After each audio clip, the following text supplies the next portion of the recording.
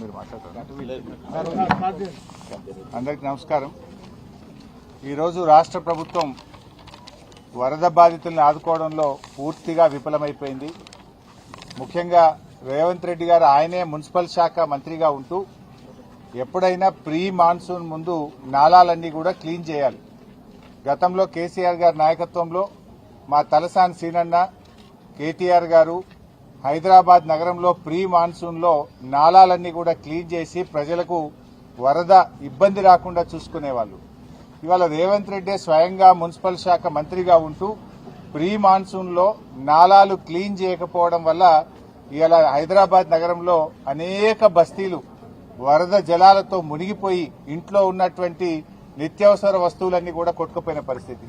అన్ని కూడా తడిసిపోయి తినడానికి కూడా ఇబ్బంది పడుతున్నటువంటి పరిస్థితి. అయినా ఇవాళ ముఖ్యమంత్రి గారు హైదరాబాద్ లో ఉన్నా, మున్సిపల్ మంత్రిగా ఆయనే ఉన్నా వరద బాధితులకు ఒక్క పైసా సాయం కూడా చేయలేదు. ఇవాళ హైదరాబాద్ నగరంలో దాదాపు 7-8 మంది నాలాల్లో కొట్టుకొని చనిపోయారు. ఇవాళ ఈ చనిపోవడానికి కారణం ఇది రేవంత్ రెడ్డి వైఫల్యము, ఈ ప్రభుత్వం యొక్క వైఫల్యం. వరద బాధితులకు కనీసం నిత్యావసర వస్తువులు కూడా ఇవ్వలేదు, కనీస సహాయం కూడా చేయనటువంటి పరిస్థితి. ఇవాళ మా తలసాని శ్రీనివాస్ యాదవ్ గారు దాదాపు 1500 మందికి ఇవాళ వివిధ బస్తీల్లో వరదతో ఇబ్బంది పడ్డ ప్రజలకు నిత్యావసర వస్తువులు అందించడం జరుగుతూ ఉంది. వెంగళరావు నగర్ గాని, గైడెన్ బాగ్ గాని, చుట్టాల బస్తీ గాని, కంచెబౌలి గాని, అదేవిధంగా కస్తూర్బా నగర్, నల్లగుట్ట, కరీం కాంపౌండ్, ధోబిఘాట్, ఇలా దాదాపు ఎన్నో బస్తీల్లో 1500 కుటుంబాలకు గౌరవనీయులు తలసాని శ్రీనివాస్ యాదవ్ గారు నిత్యావసర వస్తువులు అందించారు. ఇలా ప్రభుత్వం ఫెయిల్ అయింది, రేవంత్ రెడ్డి పట్టించుకోలేదు. కానీ తలసాని సీనన్న మాత్రం తన వంతు సాయంగా ఈ రోజు ఈ బస్తీ ప్రజల్ని తను ఆదుకోవడం జరుగుతూ ఉంది. ఎందుకు అసలు రేవంత్ రెడ్డి ఈరోజు మున్సిపల్ మంత్రిగా రాష్ట్రంలో ఎక్కడ చూసినా కూడా అన్ని బస్తీలన్నీ కూడా ఇలా మునిగిపోయినటువంటి పరిస్థితి, గుంతలమయమైపోయింది.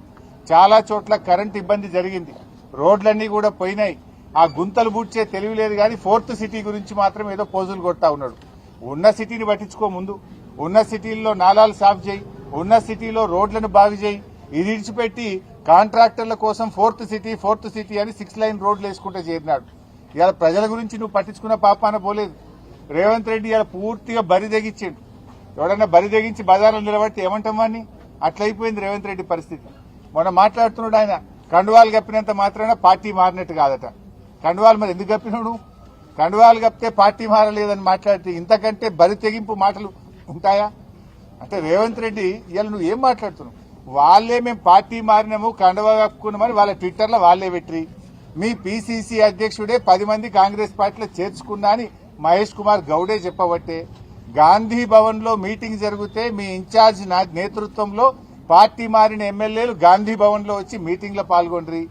పార్టీ మారిన ఎమ్మెల్యేలు Congress legislature party meeting, CLP meeting కు కూడా వాళ్ళు హాజరయ్యి, నువ్వు వాళ్ళని తీసుకుపోయి ఢిల్లీలో ఏఐసీసీ కార్యాలయంలో రాహుల్ గాంధీకి కూడా కల్పిస్తవి.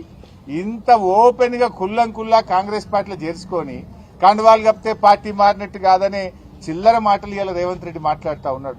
ఆ కుర్చీ గౌరవాన్ని పరువు తీసే విధంగా ఈ రోజు రేవంత్ రెడ్డి గారు మాట్లాడుతూ ఉన్నారు. ఇవాళ రాష్ట్ర ప్రజలకు అన్ని తెలుసు కదా. ఆ ఎమ్మెల్యేలే ఏం చెప్పిండ్రు? మేము అభివృద్ధి కోసం పార్టీ మారినాము, డెవలప్మెంట్ వర్క్ల కోసం పార్టీ మారినామని వాళ్ళ నియోజకవర్గాల్లో కార్యకర్తల మీటింగ్ లో ఓపెన్ గా వాళ్లే చెప్తా ఉంటే ఇంకా ఈ బరితింగంపేంది, ఇంకా ఈ చిల్లర చేష్టలేంది? ఇలా ప్రజలు అన్ని గమనిస్తా ఉన్నారు.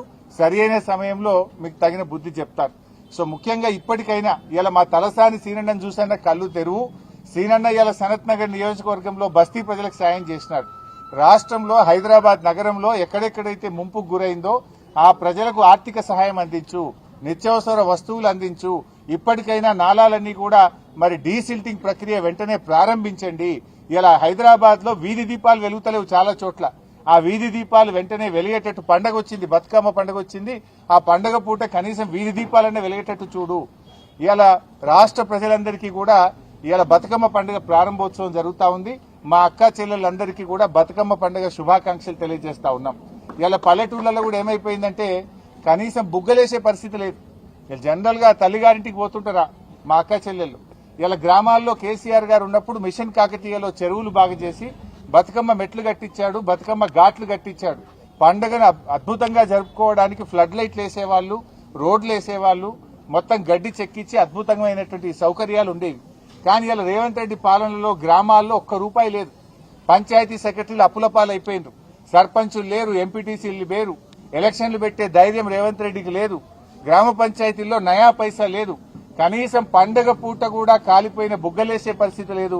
పండగ పూట గ్రామాల్లో చెత్త ఎత్తే పరిస్థితిలో ట్రాక్టర్ల డీజిల్ దిక్కులేని పరిస్థితి. బతుకమ్మకు ఏర్పాట్లు చేయడానికి గడ్డి మందు కొట్టడానికి కూడా గ్రామాల్లో పైసలు లేవు. ఇది రేవంత్ పాలన. మాటలకు ఎక్కువ, చేతలకు తక్కువ. కనీసం పండగనన్నా పట్టించుకో. ఈ పండగ పూటనైనా గ్రామ పంచాయతీలకు నిధులు విడుదల చేసి తెలంగాణలో అతిపెద్ద పండగ బతుకమ్మ, దసరా పండగ. ఈ పండగ ఏర్పాట్లు చేసుకోవడానికైనా గ్రామాలకు నిధులు విడుదల చేయి. నీ పాలనలో ఈ 2 సంవత్సరాల్లో గ్రామ పంచాయతీలన్నీ కూడా మురికి కూపాలుగా, చెత్త కుప్పలుగా మారిపోయినాయి. ఇప్పటికైనా కళ్లు తెరువు, గ్రామ పంచాయతీలకు నిధులు ఇయ్యి. బడా కాంట్రాక్టర్లకు కాదు బిల్లులు ఇవ్వాల్సింది, గ్రామాలకు ఇయ్యి. పేద ప్రజలకు ఇవ్వాల్సిన డబ్బులు ఇవ్వు. గ్రామాల్లో వరదల్లో మునిగిపోయిన పంట పొలాలకు సహాయం చెయ్యి.